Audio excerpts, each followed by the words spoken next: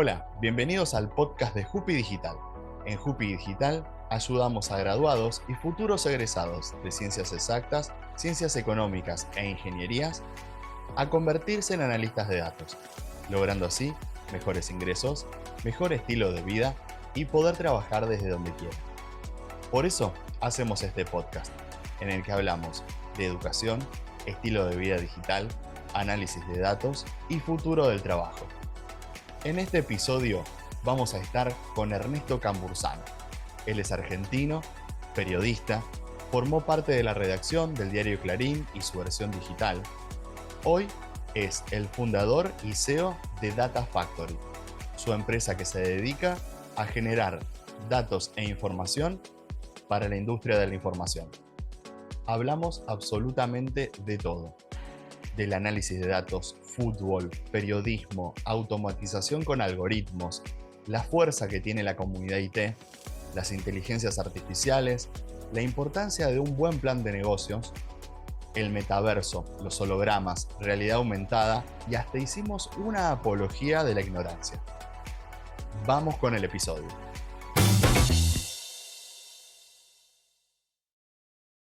Y como decíamos, estamos con Ernesto Cambursano. Él es el CEO y fundador de Data Factory y se va a presentar él. ¿Cómo estás, Ernesto? ¿Qué tal? ¿Cómo estás? Mucho gusto, un placer estar con vos, Ricardo, y un placer poder compartir un poquito lo que hacemos en Data Factory con la gente que interesada en este cambio, que creo que Jupi es uno de los vértices que lo simboliza y que abre puertitas para entrar. Buenísimo. Contanos cómo arrancaste vos. Vos Mira, sos de Entre Ríos. ¿Cómo fue eso de la infancia y cómo te fuiste metiendo en la tecnología? Mira, en realidad casi que fueron una serie de accidentes mi vida, y hoy estoy acá por casualidad y por accidente también. En realidad nací cerca de Crespo, en Aranguren, en un pueblito chiquito. Hice mi primera infancia en Paraná. Luego me vine a vivir a Buenos Aires. Perdón, esta tos que me agarró en el comienzo de invierno en Buenos Aires. Y bueno, después la vida me trajo de pequeño a Buenos Aires y ya comencé a hacer mi formación secundaria y universitaria en Buenos Aires, y terminé por cuestiones de la vida trabajando en el diario Clarín. Yo soy un tipo que parece muy joven, pero soy muy grande. Tengo 55 años ya, así que estuve en los pañales de lo que era Clarín Digital. O sea, soy periodista, trabajé como periodista en Clarín, pero las vicisitudes profesionales me terminaron en un principio condenando a lo digital, a una cosa que se llama Clarín Digital. Y terminé muy involucrado en los comienzos, en el nacimiento del diario Clarín en Internet, en los primeros pasos, una época de un aprendizaje tremendo, porque era todo muy inmaduro. Entonces sé de tecnología, de diseño, de funcionamiento de las cosas. Y bueno, hice un recorrido en Clarín. Después en un momento decido moverme a elsitio.com, que fue uno de los grandes sitios de la burbuja de Internet por el año 2000. Y un par de años después, con la explosión de la burbuja y con la explosión de la Argentina en el 2001, termino dando vueltas buscando qué proyecto hacer, y terminamos haciendo esto que es Data Factory, que inicialmente lo concebimos como una compañía que iba a fabricar datos para medios. Esto es, digo, bueno, hoy es un claro ejemplo. Tenés a La Nación y a Clarín, un periodista averiguando en el microcentro a cuánto está el dólar blue, digamos. Ese tipo de datos nosotros los consideramos datos commodity. Entonces, la cotización del dólar, un sorteo de loterías, quiénes fueron los 11 titulares de un equipo, o que se da a las 10 de la noche por HBO, son todos datos commodity. Entonces, en ese camino empezamos con esta idea genérica de fabricar datos para medios. Fue madurando, fue mutando esta idea, fueron cambiando los productos que hacíamos, y nos terminamos enfocando en data de deportes. Hacemos centralmente data deportiva, y lo que hacemos es, hay gente en su país, en su casa, mirando los partidos de fútbol, 3 personas por cada partido de alto nivel de cobertura, que lo cubrimos con mucho dato. y la persona está mirando el partido en la tele y dice, este jugador le dio un pase desde acá, y tiene una canchita dibujada, hasta este otro lugar acá, y así estas 3 personas van cargando la data del partido y guardando en una base de datos lo que ocurre en el partido. Inicialmente, y acá entramos en las etapas de cambio recientes, nosotros producíamos estos datos y esos datos se veían en una piecita, no sé, en el diario La Capital de Rosario, La Voz del Interior o el diario El Comercio de Perú o El Espectador de Colombia. Nosotros hacíamos datos y hacíamos las piecitas para que los datos se vean, los widgets con tabla de posiciones, tiros al arco, mapas de calor, etc. Pero hace unos años nos repensamos y pasamos de producir datos deportivos y con esos datos proveérselo a los medios con formas de visualizarlo, a decir, producimos datos deportivos y con esos datos contamos historias. Nosotros desde el principio hicimos, no lo sabíamos o no lo llamamos así, data storytelling. ¿Sí? Contamos historias a partir de los datos.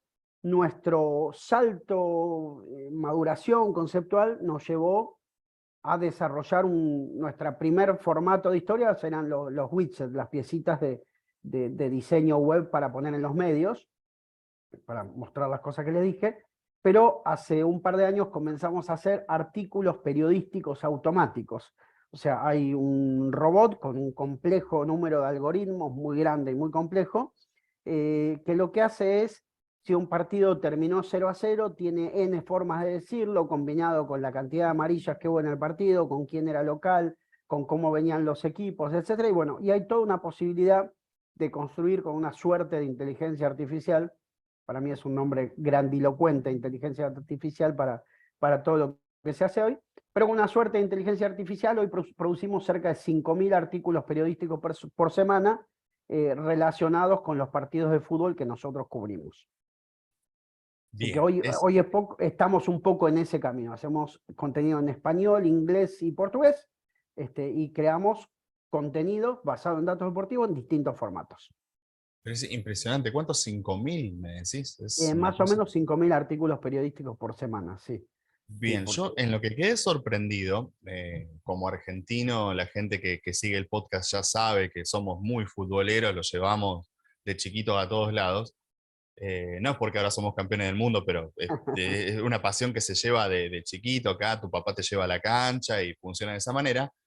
Yo con lo que quedé sorprendido fue que de esos artículos, si vos le ponías el minuto en que hacía los goles, en uno leí, dio vuelta el marcador. Dar vuelta al marcador es cuando empezás perdiendo y le haces los goles Claro, suficientes para darlo vuelta justamente y ganarlo. exactamente. Yo digo, pero eso, y ahí es donde pero esto lo escribió una persona o lo escribió.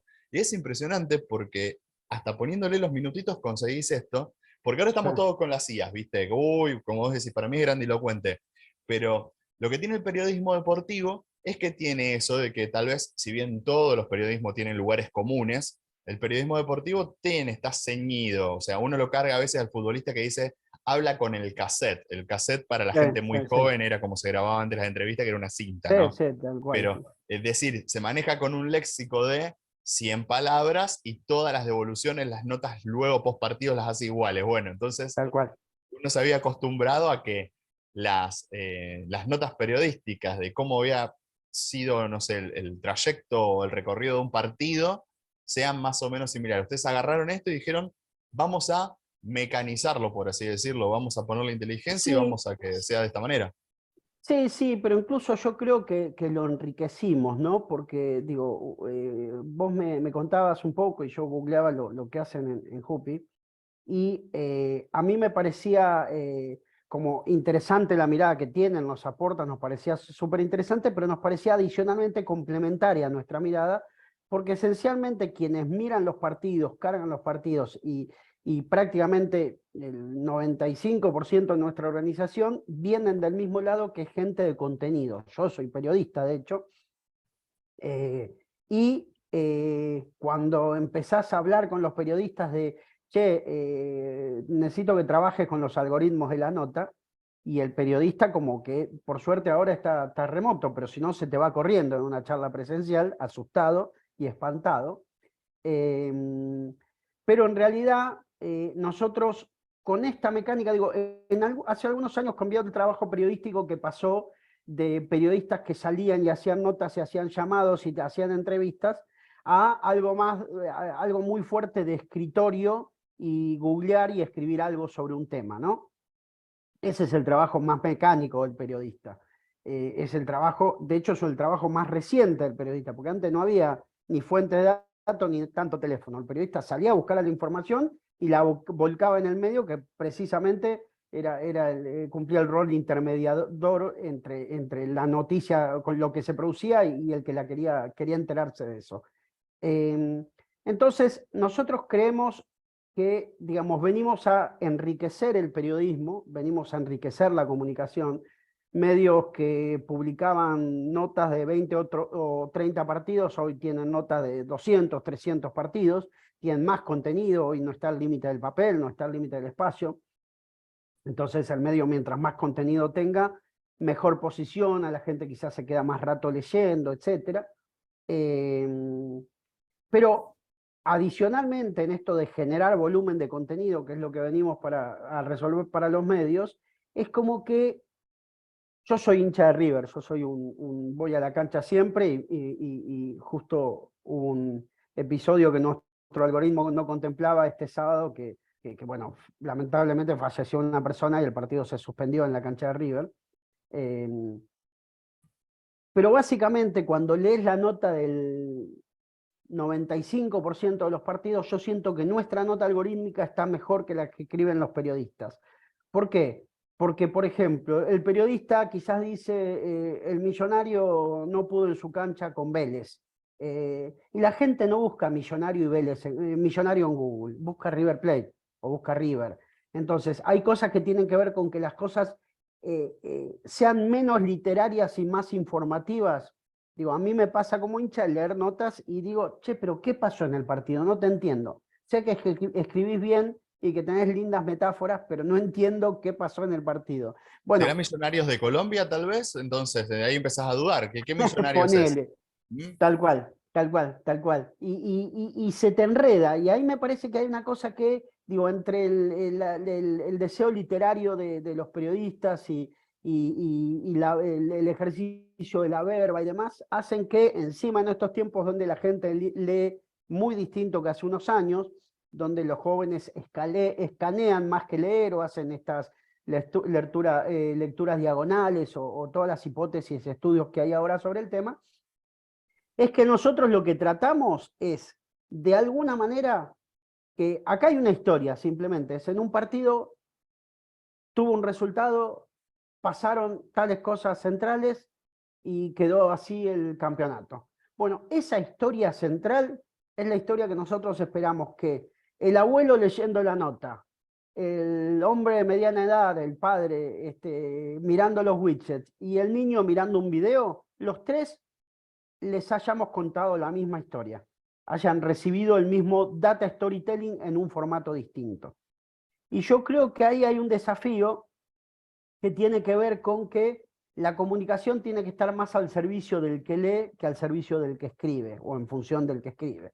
Y me parece que las notas ayudan en este camino y en ese sentido. Y nunca van a resolver todo, como pasó con este partido, que no lo contemplaba el algoritmo ni ninguna desarrollo que hubiéramos hecho. Y no vale la pena hacerlo porque no va a pasar mucho de vuelta.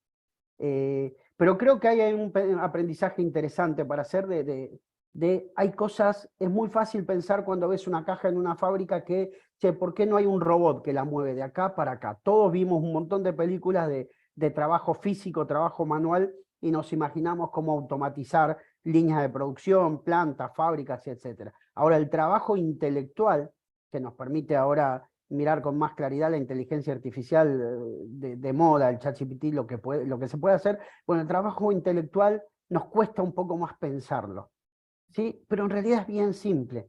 Si todos los días vas, mirás cómo está el clima para mañana y decís, bueno, mañana el clima va a estar soleado, bla, bla, bla, bla, bla, bla, bla, bla, bueno, estás haciendo, con tu cabeza estás haciendo un trabajo mecánico. Y si es un trabajo mecánico, digo, es lógico que un robot reemplace ese trabajo mecánico más temprano que tarde.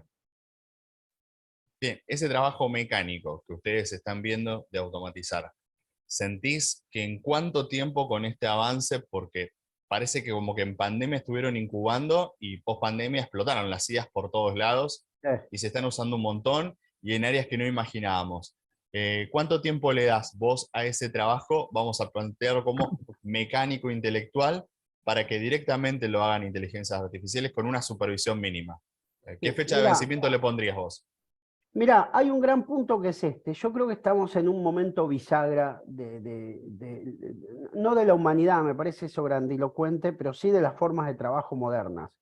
Yo te juntaría conceptualmente entre los años, vamos a simplificarlo, ¿no? Pero entre los años 93 y 97, 98, se empezó a instalar Internet y se difundió el uso de las computadoras hogareñas, grosso modo. En ese momento había personas que seguían con la máquina de escribir o seguían sin internet y personas que pasaban a la computadora, empezaban a usar programas y empezaban a usar internet.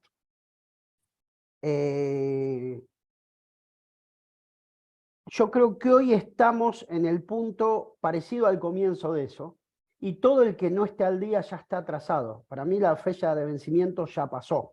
Digo, no quiere decir que se esté afuera, porque hay tiempo de subirse. Lo bueno de las nuevas tecnologías es que, es mucho más fácil aprender a usar un smartphone que una computadora. Es más intuitivo, es más simple. Bueno, la inteligencia artificial también. Es mucho más fácil usar una de estas llamadas inteligencias artificiales, es mucho más fácil usar eso que aprender a buscar bien en Google. Se van simplificando los caminos. Entonces yo siento que es fácil entrar, pero siento que empiezan a estar depreciados los profesionales que ya no manejan esto. Nosotros desde hace cerca de, cuando se difunde ChatGPT, que fue lo primero explosivo, que ChatGPT no es nuevo, había un montón, y hay un montón de software parecido, lo primero que hizo ChatGPT fue masificar algo que ya estaba al alcance de pocos, y ponerle un volumen de información muy grande. Nosotros a partir de ese momento empezamos a hacer una capacitación mensual sobre inteligencia artificial y cómo impacta en el trabajo de la gente de administración, cómo impacta en el trabajo de la gente de marketing, en la gente de producción. Y a mí me parece que seguís usando la máquina de escribir y al lado tenés un compañero de laburo que tiene computadora e internet. Si no entendés, acércate, porque de nuevo, es más fácil que antes, no es más difícil. De hecho, cuando yo hablo de algoritmos, que es una palabra que le asusta a los legos en la materia, a los no entendidos, un algoritmo es tan simple como, che, si el partido terminó 0-0, usá un título de esta lista. Si hubo muchas amarillas, agregale al título en un partido picante, en un partido peleado. Si hubo muchas faltas, agregale en un partido violento. Digo, hay como cosas, pero el algoritmo y la programación no tiene más misterio que la lógica básica, y no la lógica más compleja de los grandes estudios, sino decir, a ver, che, en abstracto, si pasa esto, las cosas que podés hacer son estas, y si pasa esta otra cosa, es esta cosa, y si no pasa ninguna de las dos, es este tercero. Y es como pensar variantes y pensar caminos, y el ejercicio lógico está en el día a día de todos los humanos. Hace falta alimentar esa capacidad lógica con conocimiento digo, ahora está muy de moda la ingeniería de prompts, ¿no? Que es como aprender a hablarle a la inteligencia artificial. Yo creo que eso está de la mano con lo que ustedes están haciendo. Yo creo que entender que las cosas se pueden modelizar en datos, que el desafío es simplemente decir, che, acá hay algo que es que no estoy cargando, pasa algo raro en un partido y no lo estoy cargando. ¿Y esto cómo lo podemos cargar? Y así. A ver, busquemos otras veces en las que se hubiera cargado así. Uy, queda. Bueno, esto que pasó, ¿cómo lo podemos decir ahora? ¿Con qué otras cosas la sumamos? Porque tiene una característica similar. Y es un juego, es un ejercicio lúdico recreativo casi, que te desafía a ser muy preciso a lo que llegás, pero requiere alta concentración, enfocarse y ir pensando alternativa a seguir enriqueciéndose con formas y con herramientas. Yo creo que al principio, es una teoría mía, no voy a pedir que me firmes abajo porque es bastante polémica inclusive.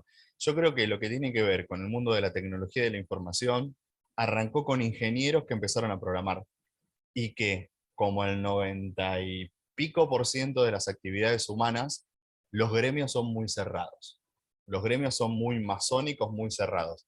¿Qué pasó? No sé quién fue el Prometeo que le robó el fuego a los dioses y se lo dio a las personas, pero hubo una generación posterior que dijo, no sé, vamos a abrir el código, vamos a hacer que lo vea todo el mundo, vamos a hacer que entre gente que no es del palo, que no es del rubro, por así decirlo, vamos a hacerlo accesible, que no pasó en los otros gremios.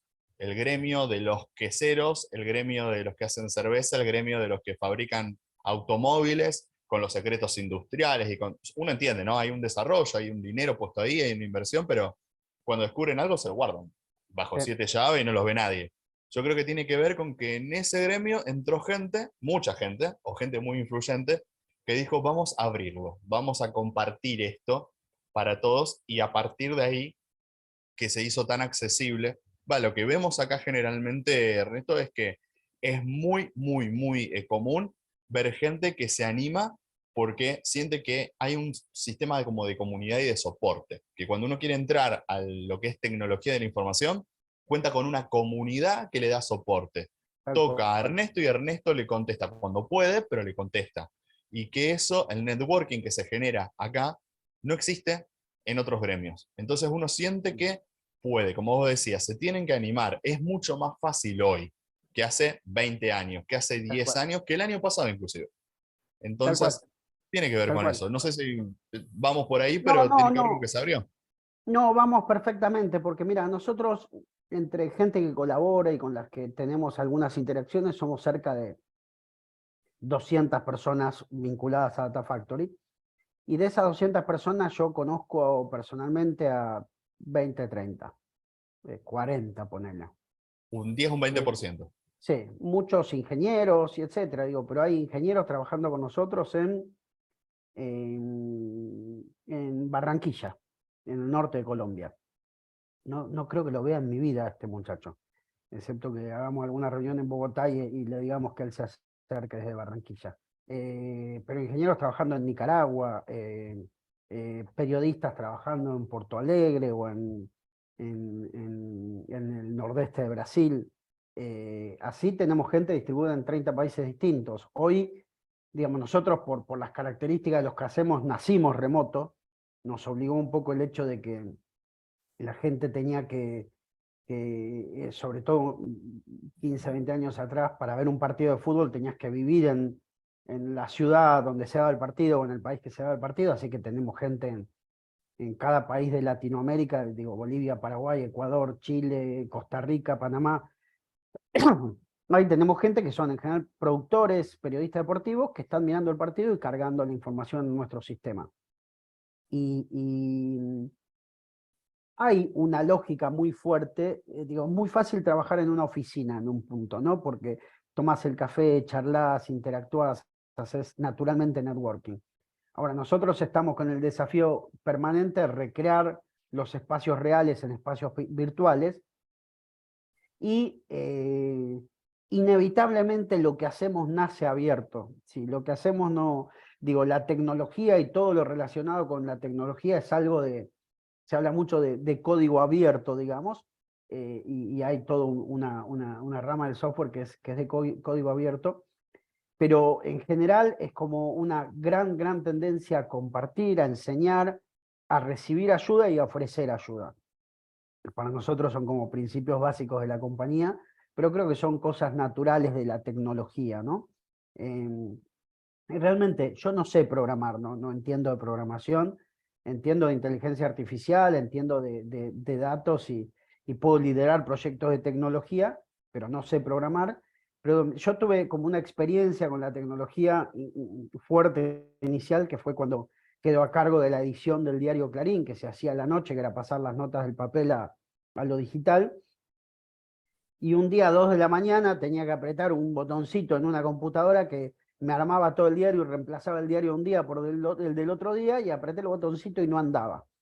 y como no andaba, no sé qué pasa, y llamé al que lo había hecho y no me atendió el teléfono, eran las 2 de la mañana, y yo dije, qué sé yo, lo voy a abrir, no sé ni qué estoy tocando. Era una computadora Silicon Graphics, un tipo de computadora así parecido a Windows. em, y toqué el botón derecho editar y vi que había una carpetita que decía, no sé, clima, tal cosa, torneo de fútbol argentino, tal cosa. Y después vi que había una carpeta que decía Fórmula 1, tal cosa. Y justo nosotros le habíamos pedido ese día de la mañana, che, créenme la carpeta Fórmula 1 cuando se crea el diario. Y yo me puse a comparar la carpeta mundial con la carpeta Fórmula 1 y faltaba un punto y coma. Y yo dije, acá es raro, acá había un punto y coma al lado de la palabra que acá no está. Y agarré el punto y coma sin saber que tocaba, hice clic y funcionó. ¿Sí? Y la tecnología no es más misterio que eso. ¿Sí? Aprender a programar es menos complejo que aprender inglés, siendo hablante de español, digamos. Mucho menos complejo. Son lenguajes en que se dicen las cosas. Y hablar con las inteligencias artificiales y programar hoy, incluso, es más fácil todavía. Hoy hay muchos programadores que programan sin saber programar. Digo, la inteligencia artificial te permite eso. Podés decirle a alguna de las inteligencias artificiales, armame un código de JavaScript que tenés que saber las nociones básicas, digamos, pero que haga esto cuando pase tal cosa. Y te da el código y lo copias y quedó andando. ¿Sí? Entonces es todo más fácil. Y sigue habiendo programadores que escriben esas 30 líneas de código a mano. Y ahora ChatGPT te la escribe en 10 segundos. Entonces, esa es una de las diferencias, ¿no? Entre el que sigue con la máquina de escribir y el que tiene una AT, creo que fue una de las primeras computadoras que tenía algo de potencia en serio, y que ya puede ir más rápido y conectarse a internet y buscar cosas.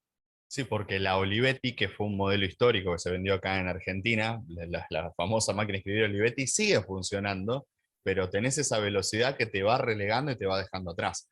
Y no es de Tal cual. romántico. Yo estoy en la cruzada esta de que la gente que no le gusta la tecnología no es una persona romántica. Si vos no estás con la tecnología, sos un zapato, porque te estás quedando la posibilidad de ese tiempo, por el tiempo es el recurso más valioso, destinarlo a la Correcto. gente que querés, al ocio, a lo que quieras. No sos romántico por quedarte con una máquina de escribir. Claro, pero aparte de esa gente, digo, yo tengo amigos que odian la tecnología, entre comillas, y mi discusión es, perdóname, te compraste un auto hace un año, tiene 5 computadoras ese auto. A ver, googleemos, tiene 5 computadoras. No, mentira que no. Digo, ¿qué haces? ¿Llegás a un edificio y subís 10 pisos por el escalera? No, tomás un ascensor que tiene un microprocesador, ¿sí? Que sabe dónde parar y que tiene sensores y que funciona. Digo, para no usar la tecnología hay que irse a vivir al bosque y irse a vivir en serio, ¿no? Como algunos programas de televisión que dice vive solo en Alaska y el tipo tiene una motosierra y una topadora, ¿no? Ir a vivir, alejarse de la tecnología es otra cosa. Y me parece que realmente es imposible, porque alejarte de la tecnología es alejarte de curas más fáciles, es alejarte de expectativa de vida que ha aumentado enormemente en los últimos 100 años. La tecnología está permitiendo que tengamos una vida mejor. Esta es una de las aristas, cuestionable, criticable y etcétera, pero la gente vive más y mejor que hace 100 años. Y digo, eso no es discutible, son números. Eh, de hecho, digo, hace 100 años, de hecho, se trabajaban hasta más horas y etcétera. Obviamente hay una disputa por, digo, la renta de la tecnología, el valor agregado que le hace a la humanidad. Hay que ver si redunda en mayor riqueza concentrada en unos pocos o que la gente trabaje menos horas. Pero me parece que hay una disputa que no tiene que enojarnos con la tecnología, digamos. Los socialistas utópicos era una línea política en el año 1850 más o menos, o antes, se dedicaba a destruir las máquinas porque decían nos están arruinando la vida y quitando el trabajo. Bueno, el que odia la tecnología es un socialista utópico, digamos, se está quedando en un lugar donde simplemente le va a pasar cuando alguien te pida un trabajo y el de al lado lo haga con menos esfuerzo y mucha más velocidad que vos, nada, fantástico, seguir sin tecnología, pero vas a trabajar mucho más que el de al lado y te van a pagar menos, ¿sí? Mucho menos. Y van a terminar diciendo, che, mira, no, sabes que la verdad no, nada, no podés seguir curando a un paciente tocándole la pierna para ver si está quebrado. Tenés que sacarle una placa. Y si la quebradura es compleja, tenés que hacerle una tomografía. Y si es más compleja, una resonancia, y etcétera, etcétera, etcétera. Sí, de Creo hecho, que esa cadena. el que está con el estetoscopio ya no usa el frasquito con las sanguijuelas, por ejemplo. Si vamos a la medicina. Imagínate Tal si se cual. hubieran quedado con eso de que, estás mal es porque tenés mala sangre, vamos a sacarte sangre con sanguijuelas. Hoy parece, nos causa risa, pero se hacía eso también así. De hecho, los datos mandan, y esto por favor, búsquenlo, googleenlo. Los países que tienen más robótica, más industria automatizada, en Asia es Corea del Sur. Fíjense la tasa de desempleo que tiene Corea del Sur. En Europa es Alemania. Fíjense la tasa de desempleo que tiene Alemania. El país en Europa que menos automatizada tiene la industria es Grecia. Fíjense los problemas que tiene Grecia y cómo están peleándose con la inflación y cómo están peleándose con el desempleo. Si quieren, Tal pues hay cual. mucha gente que le gusta mirar Europa, bueno, miren Europa, miren a Asia y fíjense, donde más robotitos, vamos a ponerle simpático, la palabra robotitos hay, las personas más trabajo tienen. O sea, la tasa de desempleo es mucho menor que en otros que no están tan automatizados. Y no estamos No, hablando de la producción, tal pues cual. ya es un abuso, ¿no? Estamos hablando de tener trabajo o no. Sí, sí, y me parece que es muy piola lo que decís porque, digo, si buscamos también datos históricos y vemos qué pasó en la revolución industrial en el mundo, no sé, en Japón, en Inglaterra, en Estados Unidos, en Europa en 1850 aproximadamente, y después, y qué pasó con las sucesivas incorporaciones de tecnología, digo, Coca-Cola, para hacer un litro de Coca-Cola, hace 100 años intervenían 20 personas y hoy interviene una milésima de personas. ¿Sí? Y digo, no es que hay más desocupación por eso. Antes las fábricas tenían a gente cosiendo a mano y hoy hay grandes hilanderías y todo automatizado. Antes la gente cortaba la tela con moldes y ahora hay robots que calculan cómo aprovechar la tela y cortan la tela. Digo, la tecnología viene redundando en beneficio de la humanidad, especialmente, porque antes la gente trabajaba 14 horas y en condiciones terriblemente insalubres. Y ahora ya es raro que alguien trabaje 14 horas, sigue habiendo condiciones insalubres y explotación y con sus cuestiones complejas, pero está mejor la cosa. Busquen datos de cómo la cantidad de horas promedios que trabaja una persona hace 200 años y ahora, y se ve la evolución. Y también se ve que la persona, un trabajador normal, su niño tenía muchas posibilidades de morirse pequeño y hoy no. Ujú. Entonces, la vida está mejorando gracias a la tecnología, tiene un montón de bemoles, hay mucho para discutir del plástico, de la contaminación, de los desechos electrónicos y demás, eh, pero me parece que hay una cosa muy, muy clara que es, tiene que redundar en una calidad de vida mejor y es lo que viene ocurriendo, no es una utopía pensar que eso ocurre. Y me parece que mientras más gente aprenda, entienda y conozca, esto se desmitifica más. Porque digo, esto va a impactar en la educación, necesitamos que los docentes entiendan de datos, entiendan de inteligencia artificial. Se supone que en 10 años hay un porcentaje 5 veces mayor al de ahora de gente que va a estar trabajando en temas relacionados con tecnología, va a haber que mantener robots, programar robots, eh, eh, programar sistemas. Digo, ningún sistema es inteligente. La inteligencia la ponen personas que trabajaron en que el sistema tenga elementos para tomar una decisión. Y es básicamente ese el desafío, ¿no? Ir programando a todo lo que vamos haciendo para que nos resuelva y nos haga más fácil la vida. No tiene una complejidad mayor que eso. Bien, y en esto de alimentar para entrenar las inteligencias artificiales, porque como vos decís, es alguien que se puso a trabajar y las entrenó antes. ¿En qué lugar te parás con el tema de la diversidad, de que los grupos estén formados tanto por hombres como mujeres y que no tengan ese sesgo, porque las inteligencias artificiales van a Claro. terminar siendo lo que nosotros queramos que sean, con lo que nosotros las entrenemos van a terminar así? La incorporación de las mujeres en el gremio de la industria de la información. ¿Cómo, Mira, de qué lado te paras ahí? sí, sí, es una gran pregunta, porque el problema de sesgos en las inteligencias artificiales no es un sesgo de la inteligencia artificial, sino que es un sesgo del que lo programó. Si vos programás una inteligencia artificial con gente rubia o morocha, de piel blanca, de ojos claros en Noruega, cuando ese software lo bajes a Francia, o peor aún, lo bajes a África, que aumenta el porcentaje de gente de color, ese software no va a entender cosas, porque no le pusieron las caras de un número similar de personas de color que un número similar de personas de raza, de piel blanca. Entonces, ahí me parece algo central, que es, y de nuevo, no es un problema tecnológico, sino es un problema humano, ¿sí? Si hay alguien que vive en un micromundo y quiere exportarlo de ese micromundo a otros lados, está equivocándose, digamos. Si queremos que algo reconozca caras de hombres y mujeres y los salude por su género, vas a tener que ponerle un porcentaje igual de hombres y de mujeres. Y si querés analizar los estados de ánimo, ahora algo que también se está trabajando en realidad, todo esto, nada es inteligencia artificial. Digo, ChatGPT es procesamiento de lenguaje natural, que es leer cosas y entenderlas y guardarlas, y generación de lenguaje natural, que es lo que escribí, entender tu pregunta con procesamiento y crearte un texto en base a los datos que tengo guardados. Y lo mismo de, no sé, identificar si una persona puede ser delincuente, o alguna aberración que ocurrió hace poco, que uno de estos software de reconocimiento facial confundía a personas de raza negra con simios, digamos, Sí. porque no había tenido suficiente entrenamiento.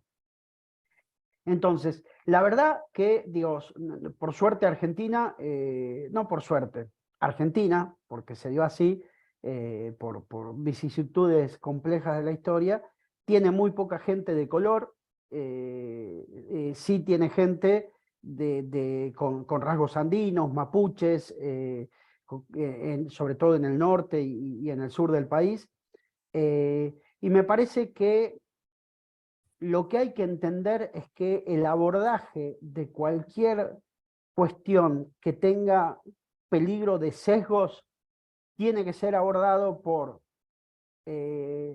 primero multidisciplinariamente. Digo, para mí es importante en estos temas, sobre todo en los temas que se ponen más delicados, que intervengan antropólogos, que intervengan psicólogos, que intervengan como parte del equipo y no como analizando a los demás, digamos, ni estudiando a los demás, sino, che, a ver, entrenemos la inteligencia artificial, vení con tu saber y ponelo.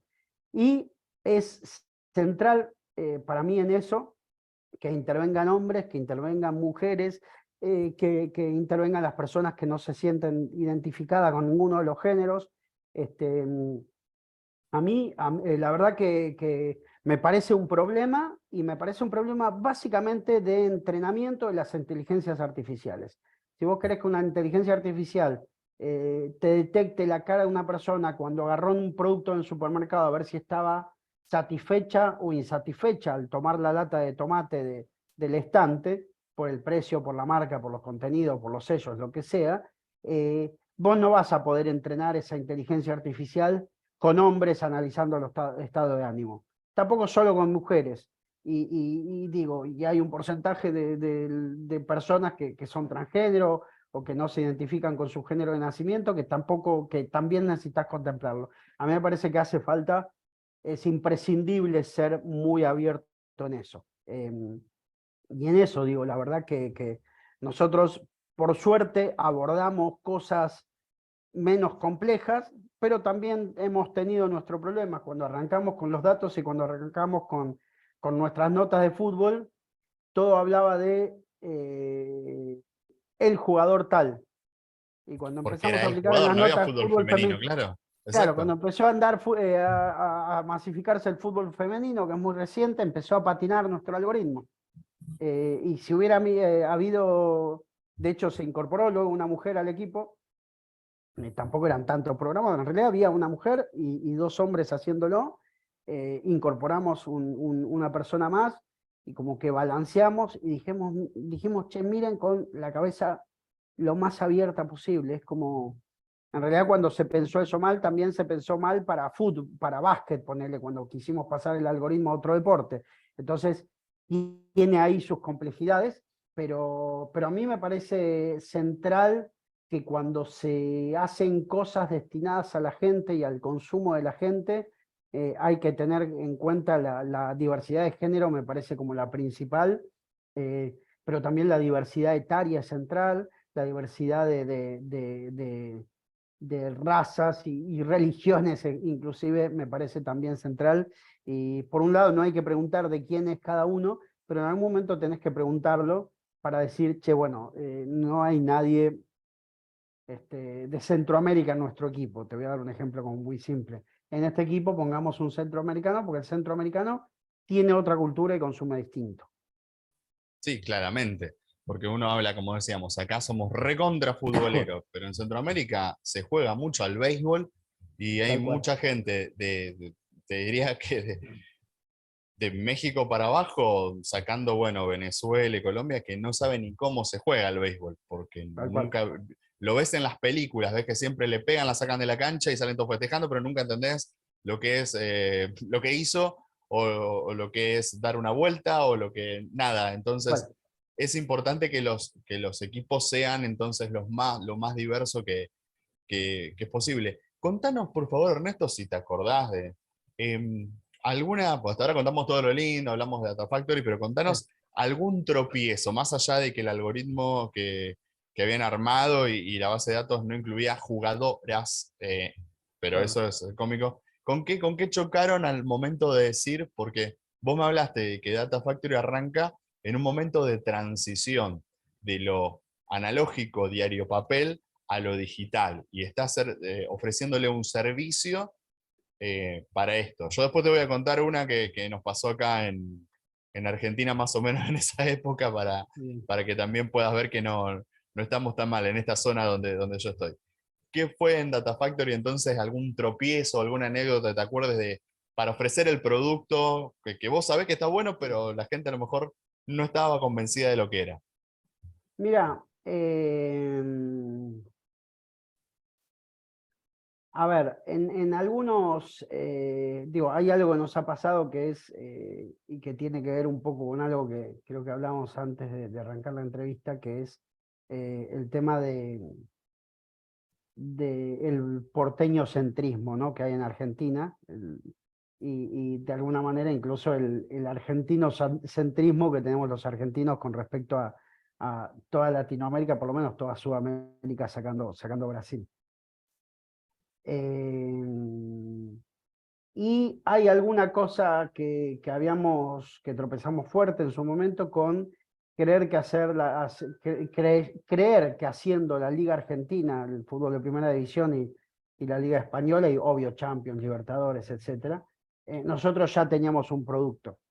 Pero digo, fuimos a Córdoba y en Córdoba cuando arrancamos, Talleres estaba en el torneo argentino, Instituto y Belgrano estaban en el Nacional B y Racing de Córdoba también estaba en el torneo argentino y Sportivo Belgrano de San Francisco, que allá tengo parientes, también estaban en divisiones inferiores. Y entonces, em, eh, mucho tiempo creyendo que hacíamos algo muy innovador, íbamos con el discurso de, mira, lo que tenemos es fantástico, y hay un aprendizaje que me quedé y que trato de siempre circular entre la gente del equipo, que eh, las mejores reuniones para vos son en las que hablaste menos, porque aprendiste más, porque te hablaron más.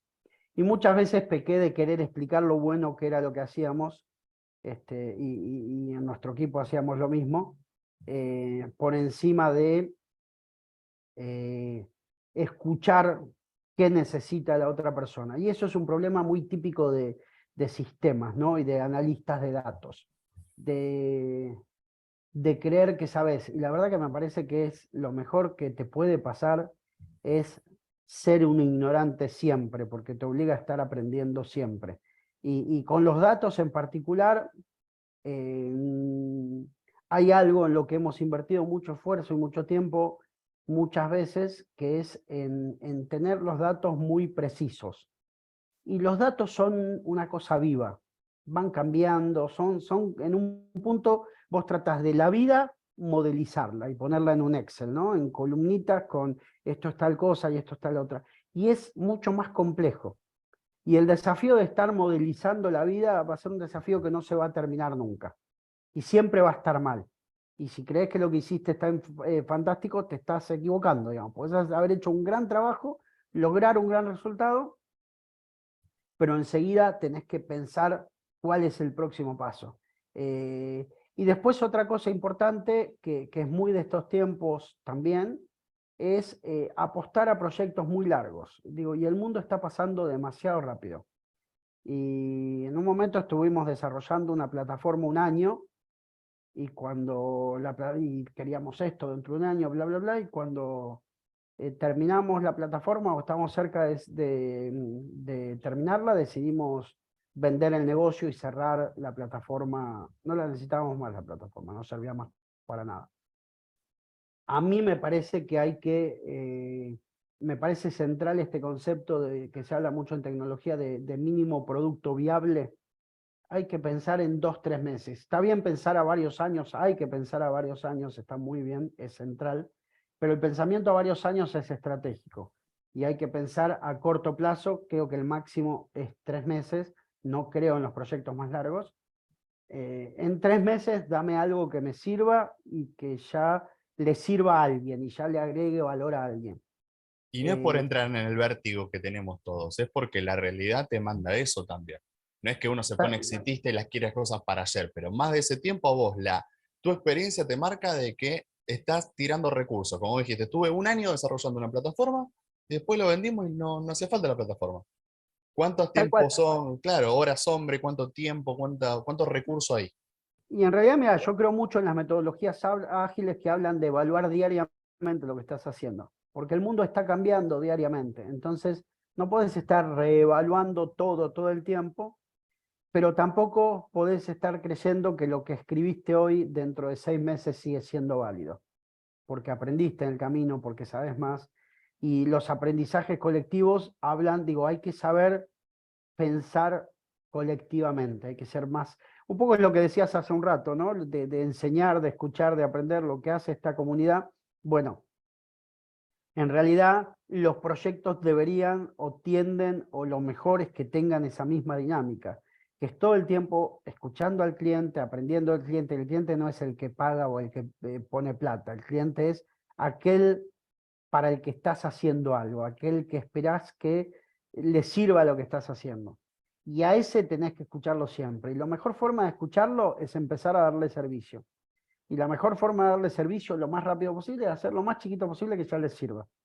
Y a partir de ahí aprender del cliente. No, yo te imagino tu reunión en Córdoba, que te fuiste diciendo, esto es buenísimo, tengo el campeonato argentino de primera división. Ningún equipo de la provincia de Córdoba estaba en primera división. Entonces, ¿qué te Tal cual. dijeron? Ernesto, muy bonito esto, pero ¿no están los equipos de acá? Una Te cosa sale así muy habrá bien. sido, ¿no? Fue eso y encima me dijeron, acá en este momento en Córdoba lo más popular es Atenas, porque estaba el básquet. Nosotros ni hacíamos básquet. Exactamente. Sí, a la Entonces, gente de Latinoamérica le contamos que en la provincia de Córdoba, en Argentina, bueno, ahora tienen 3 equipos en primera división de fútbol profesional, pero durante muchos años no, pero tiene un equipo muy fuerte en el básquet nacional, que es Atenas de Córdoba, que fue semillero de grandes jugadores que fueron de esa generación dorada, por ejemplo, que ganó el oro olímpico en Atenas y bueno, que jugó Manu Ginóbili y otros tantos grandes, pero bueno, ¿quién estaba? Campana, estaba Campazo ahí también. Bueno, la gente que, y en Mar del Plata sí, también en Buenos Aires, en la provincia Milanesio de Buenos creo que Aires, era uno de los grandes cordobeses, Marcelo Milanesio, Oberto, Roberto. Milanesio, exactamente. Bueno, un montón de figuras del básquet que eran de ese club. Entonces, lo más grande en ese momento era Atenas. O sea, ellos hubieran preferido comprar algo de básquet, no de Y, fútbol. y ojo que era significativo porque es la segunda provincia más poblada de la Argentina y Exacto. no tenía ningún equipo en primera división. No, no, Porque no, viene de hecho provincia de Buenos Aires, no tiene campeones de primera división Córdoba. tal Solo cual, provincia de Buenos Aires y provincia de Santa Fe. está Santa bien, Fe, bueno, de pero donde salió Messi. son los inventores del Fernet y del cuarteto. Eso ya lo Exacto. salva. Así que con eso está bien. Ya su aporte lo han hecho. Exactamente, exactamente. Eh, Bien, um, ¿y qué desafíos vos le encontrás ahora? Desafíos, digo, no tiene que ser. Desafío es una palabra como sorpresa. Siempre me gusta decir a mí que puede ser una grata sí, sorpresa o una sorpresa desagradable. Un desafío puede ser algo, depende cómo lo tomes vos, como algo para escalar o como algo para como jugar un rompecabezas puede ser un desafío. Está en Sí, vos que mira, lo termines de armar o no, para lo que es la tecnología, de datos, ¿no? mira, yo déjame mencionar un desafío directamente relacionado y uno que no. Sí, Hay un desafío no directamente relacionado que es el trabajo remoto está en pañales. Digo, vamos a aprender a hablar más con la gente, digo, no sé, para mí hay un punto en el que me parece natural escuchar el ruido de los otros, a los otros hablando y etcétera. Y hoy la gente está acostumbrada a trabajar sola en casa, en la pieza, y me parece que reconstruir la sociabilidad para los espacios remotos es un desafío que tiene el mundo moderno y en particular es el mundo de la tecnología, que es el que más se está trabajando a distancia. y encima, Ernesto, vos que venís de las viejas redacciones, de los que Exactamente. contale a la gente, por favor, lo que era una redacción de un diario Mira, como Clarín, en la época que estuviste en el diario Papel. yo mi primera nota que escribí para Clarín era la televisión prendida con volumen, era Crónica TV, la radio policial, escuchando frecuencia policial con volumen también, a ver si pasaba algo novedoso. Eh, a veces prendía radio Mitre, que era la radio del grupo, y 15 impresoras de esas de matriz que hacían mucho ruido. El chiqui, Eh, chiqui, chiqui, chiqui, chiqui, chiqui, chiqui. Exactamente. A 15 impresoras punto. que cada una tenía una agencia de noticias. Una tenía la agencia alemana, la americana, la china, la rusa, la española, la francesa, dos americanas. Em, y yo en ese marco, con tipos que venían a decir, che, dame un auto, me tengo que ir a buscar un fotógrafo a... Terminó el partido de Cambaceres en el medio del conurbano. Y en ese marco yo tuve que escribir una nota de 50 líneas en 15 minutos. Y en la redacción vos tenías gente charlando a los gritos, fumando, llamándose de un lado al otro, y etcétera, y tenías que escribir con tu Remington, tenías que escribir, se ponían muchos espacios, se ponían como triple enter, digamos, para que después te puedan arreglar la nota en el medio, y escribías en ese marco, y te acostumbrabas a escribir en ese marco. Y es más, si alguien mientras escribía, tenía que ver que la radio policial no dijera urgente tiroteo no sé dónde, porque tenía que dejar de escribir y ver qué pasaba con el tiroteo. Y bueno, ese era el universo. Este universo de jóvenes o no tan jóvenes que se ponen la música clásica y necesitan paz para poder concentrarse, che, no me hablen cerca, eh, no existía. Y me parece que eso es una gran pérdida, ¿no? Porque ahora tenemos el multitasking de que usamos el celular, la computadora, y tenemos abierta quizás 10 cosas distintas en la computadora, pero no tenemos el multitasking de interactuar con el humano que está enfrente mientras escribimos un texto. Y hay una gran pérdida ahí. Hay una gran pérdida ahí che, ¿cómo hacías esto? Che, ¿cuál es el acento? ¿Cómo escribís en portugués tal palabra? O ¿cuál es de qué El manera arroba. Qué alt claro, era cuál el es tal arroba. cual. Exactamente, exactamente. Ahí hay un desafío humano tremendo y es, che, dejémonos de joder. El ser humano es un ser social que mientras 100 tipos gritaban, el tipo le daba con un hacha a un árbol, pegándole en el lugar justo de donde el hacha había entrado antes y cuidándose de que no le venga una astilla en la cara ni que clavarse el hacha en el pie. Eso sí era un trabajo que requería que no te molesten. No me jodas. Hoy hay un exceso de autonomía y autismo buscado para concentrarse y centrarse, y me parece que es pura pérdida para la humanidad, no cero ganancia. Um, ¿Se recuperará esto, Ernesto, con el metaverso? Mirá dónde te salto. no, mira, yo la verdad que ¿Le no pones sé si fichas bien, ahí? Te mira, regalo un poquito así de fichas, te regalo un toquito lindo. Tenés como 20 no, fichas. ¿Cuánto le te pones voy al a, metaverso? no, te las voy a poner en un lugar cercano al metaverso. ¿Sabes en qué creo mucho? En la tecnología de hologramas. Yo Ujú. creo que me encantaría verte en el sillón de enfrente mientras tenemos esta entrevista para ver tus manos, para ver toda tu gestualidad, para tener una comunicación completa. Mira, es una máxima dentro de nuestra compañía. Yo digo, che, si querés hablar con alguien, hablas cara a cara. Bien. Punto uno. Eso es la única comunicación efectiva. La No se segunda negocia comunicación, eso. En claro, Data no, Factory no se negocia eso. Cara a cara, sí, te tengo acá. es cara a cara. Después, si no hay cara a cara, ya no te creo, ya perdiste. Digo, se supone que los malentendidos entre dos personas hablando cara a cara tienen una posibilidad del 75%, del 25% que ocurren. Ahora, si no se ven las caras, la posibilidad sube al 40%. Si te mandas un audio, la posibilidad sube al 50 o 60. Si te mandas texto, sube al 70 o 80. Y todo eso son problemas de productividad, de ineficiencia, pero no lo veamos del lado de laburar al pedo, ¿sí? De decir, che, nada, ¿por qué no preguntaste mejor? ¿Por qué no pusiste video? ¿Por qué no le dijiste, che, esto no te entiendo, ¿qué querés decir? ¿Sí? Y si cuando te digo qué querés decir, me pones cara de qué pelotudo esta pregunta, te voy a decir, discúlpame si no estoy entendiendo, pero capaz que no sé. Y yo tengo reuniones cara a cara en las que sigo teniendo malentendidos. Y la otra vez tuve una reunión de la dirección de la compañía donde alguien planteó algo y yo dije, están locos, se fueron al cazzo. Y después el otro día el tipo me dice, ¿por qué no te gusta que planteamos tal cosa? Y yo le dije, pero ustedes no plantearon eso, plantearon otra cosa totalmente distinta. Y realmente así, digo, generó una pelea este malentendido y genera trabajo innecesario, genera trabajo de más que hace que una persona se clave o que haya hecho algo y en vez de obtener la satisfacción uy, qué bueno hizo esto, le digan, no, ¿sabes qué? Tenés que tirarlo porque lo que te pedimos era otra cosa. Sí, roce en el mecanismo, que eso tendría que estar aceitado y fluido y andar bien, y te genera una rispidez en la parte que hace en el Tal cual. trabajo y no tiene sentido. Claro, tal cual, tal cual, tal cual. Nosotros en algún momento habíamos hecho un experimento de poner en una reunión social, cuando éramos la mayoría de Argentina, habíamos hecho el experimento de poner una tablet con una suerte de robotito de control remoto y pusimos a alguien que participó de ese encuentro social moviendo la tablet así, como si fuera una persona. La tablet estaba a la altura de la cara de nosotros.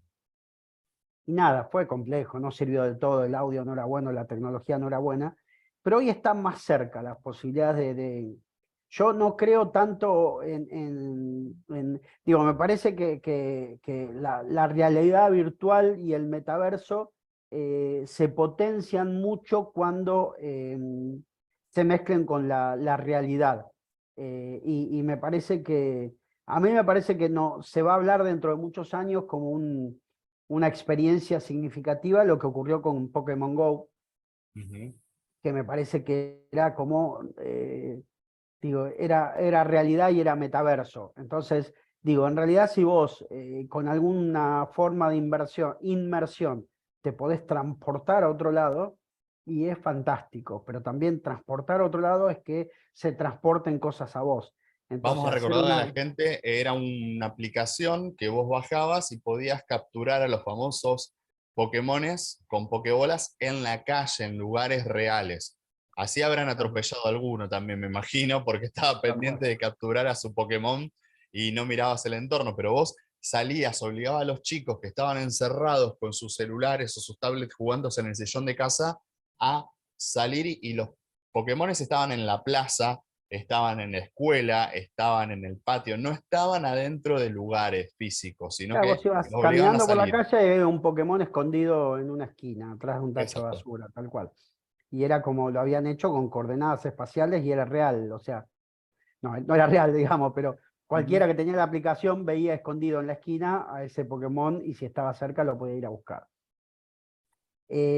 Yo Sí, el metaverso, sí, a mí la realidad aumentada es lo que más me gusta. De todo esto, lentes yo no tengo que usar por ahora lentes, o los usaría por esto de la realidad aumentada. Yo veo algo, por ejemplo, yo de botánica no sé nada. Para mí son plantas, me encantan las plantas, pero no sé mucho. Y me encantaría tener un lente que me diga, esto es un roble, no sé, esto es una acacia, esto. tal Y cual, lo tal veo cual. por ese lado. No, yo decía del metaverso, pero a vos te gustaría un metaverso sin avatares, que no sea tan caricatura, sino que sea más como una proyección real de las personas con la gestualidad que tenemos y todo, ¿no? Mira, Una no, cosa no es así. que, no, porque me parece que el metaverso con avatares tiene una posibilidad lúdico-recreativa súper interesante, que Ujú. va de la mano de los chats, de los Tinders, de todas las aplicaciones de interacción social, de gente a la que le sirve eso. Y no me parece mal. Ahora, en términos de organización de la producción, de funcionamiento de equipos de trabajo y etcétera, creo bastante en la idea de los hologramas y lo holográfico. Me parece que puede potenciar mucho. El ser humano es un ser social, táctil, sensitivo, y me parece que yo siempre digo, más allá de que se hable de ancho de banda que tenés de internet en tu casa, esta charla que estamos teniendo es fantástica, pero si estuviéramos sentados en tu oficina o en un café o en mi oficina, cara a cara, viéndonos, tendríamos el mayor ancho de banda posible. La conversación cara a cara en persona es la que tiene la mayor efectividad y el mayor ancho de banda, no hay manera. Solo nos vamos a acercar a eso cuando haya hologramas y cuando se desarrollan algunas cosas que todavía no están, como por ejemplo la transmisión de temperaturas o de olores, digamos. Eso está muy en pañales por la complejidad tecnológica que tiene, sobre todo lo de olores. Pero me Programas de parece cocina, sí, imagínate lo que sería un programa de cocina que estás ahí, absolutamente. huelan cómo va quedando esto y vos, sí, te tirás de cabeza a la cacerola donde estén haciendo la preparación. Tal Una cosa cual, tal cual, impresionante. tal cual. Y después el armado, en cuanto a desafíos tecnológicos mencionabas, el armado de las tecnologías que van a empezar a capturar datos de la realidad es algo que va a poner en jaque nuestro negocio posiblemente. Digo, esto de las representaciones para ver datos, esto que hace Data Factory, de crear historias a partir de lo que ocurrió en un partido, lo que ocurrió en el partido fueron datos tomados por una persona. Esos datos tomados por esas personas, ese trabajo manual, también eventualmente podría ser automatizado y todo nuestro negocio verse afectado. Pero me parece que hoy lo más peligroso y lo más desafiante, el abismo más cercano, creo que es la idea del abismo permanente. Está cambiando mucho todo y hay que tener una cultura del cambio permanente, relajada, pero hay que saber que las cosas van a cambiar mucho y hay que, digo, la gente curiosa es la que va a vivir más tiempo y va a desarrollarse más y va a aprender más. Me parece que hay que aprender todo el tiempo, hay que dedicarle tiempo a aprender, a reflexionar, a formarse, a aprender cosas nuevas y ¿Eso es lo que le podrías diversificar. recomendar a alguien que esté en duda de cambiar de carrera, por ejemplo, o de que no sepa qué seguir? Sé curioso, formate, Sí, y tenés que ir a por más y no quedarte cómodo a lo mejor. Porque hay mucha gente que egresa de carreras universitarias y sí, tiene la loca idea de que ya terminó su formación. Como que ya está, como que me recibí, por así decirlo, ya tengo mi título de grado y ya estoy. tal- ¿Qué le puedo decir a esa sí. gente? Que si esa es su conclusión al terminar la carrera, tuvo una muy mala formación, punto uno, porque me parece que, digo, hay que aprender de tecnología. El mundo se va a mover por la tecnología. Eh, y hay que entender, sobre todo, creo que los dos grandes universos novedosos del momento son los datos y la inteligencia artificial. Y hay que entenderlo. No sé, no podemos ser ignorantes de eso, porque va a haber cada vez más juicios sobre eso, si les sirve a los abogados, y va a haber cada vez más trabajos y sistemas contables relacionados con eso, y eso le pega a los economistas y los contadores y los administradores de empresas, y la gente va a trabajar cada vez más remoto, y trabajar remoto y evaluar el rendimiento remoto va a ser en gran medida posible por las inteligencias artificiales, entre comillas, de las que estamos hablando. Y eso me parece central, me parece que hay que entender de tecnología, hay que tratar de ir a charlita, cursito, conversación y entender más y desmitificarla. No es más complejo ni tiene que abrumar, ni tiene que cambiar cómo trabajamos. Los cursos y las formaciones son para seguir poniendo herramientas en el cinturón y tener más herramientas. Entonces, sí es bárbaro, si no sabes usar el destornillador, con un cuchillo te vas a arreglar, pero te juro que con el destornillador va a ser más fácil y más rápido. Bueno, el mundo está lleno cada vez más de más destornilladores. ¿sí? Cada uno adecuado para un problema específico que te permite resolverlo más barato, más rápido, dejándote más tiempo libre para disfrutar o dejándote más tiempo libre para trabajar una cosa más divertida que estar volviéndose loco tratando de ajustar el tornillo con un cuchillo sin punta, digamos. Con algo mocho que te va a lastimar encima, porque te vas a lastimar, quédate tranquilo que Es, te vas a... exactamente, exactamente. Ernesto, bueno, no me queda más que agradecerte. Muchas gracias por la predisposición, por la actitud, por la buena onda, por el conocimiento generoso, que si bien en este gremio, como decíamos, que es bastante particular, abunda, es importantísimo tenerte, aparte, contando desde tu experiencia, porque no son tus formas de filosofar la vida, sino que la viviste, la tuviste que vivir así, y eso te dejó una enseñanza y la estás compartiendo ahora con nosotros. Así que en nombre de los que hacemos y los que escuchamos y seguimos este podcast, muchísimas gracias por la buena onda, como te decía, y estamos atentos y bueno, vamos a seguir consumiendo Data Factory porque la verdad que yo contaba y los voy a hacer partícipes a todos al momento de arreglar esta nota, esta entrevista para hacer el podcast, como futbolero que decíamos que somos acá, yo veía los mapitas y me la agarraba con algún jugador, porque veía los mapitas de calor que marcan por dónde se movió tal jugador, y se nota si un jugador corrió o si jugó parado el partido. Y bueno, algunos habrá comido un insulto gracias a los mapitas de Data Factory, entre otras cosas, o cuántas veces tocó tanto tiki-tiki y perdimos 2-0, pero una cosa Tal así. cual. Entonces, con esos gratos recuerdos, siguen en eso y hasta ellos que tenían la posta evolucionaron y ahora cuentan historias a través de esos datos que tienen. Entonces, vamos para adelante, vamos a seguir aprendiendo. Ese fue el consejo que nos dio Ernesto, a seguir evolucionando, a no quedarnos conformes, a seguir aprendiendo y a moverse, que esto no se queda quieto, ¿no, Ernesto? No se queda quieto, no se queda quieto. Ser curiosos, ser inquietos y divertirse en el camino. Muchas Perfecto, gracias a muchísimas vos, gracias. Ricardo. Un abrazo grande y gracias a todos por escuchar.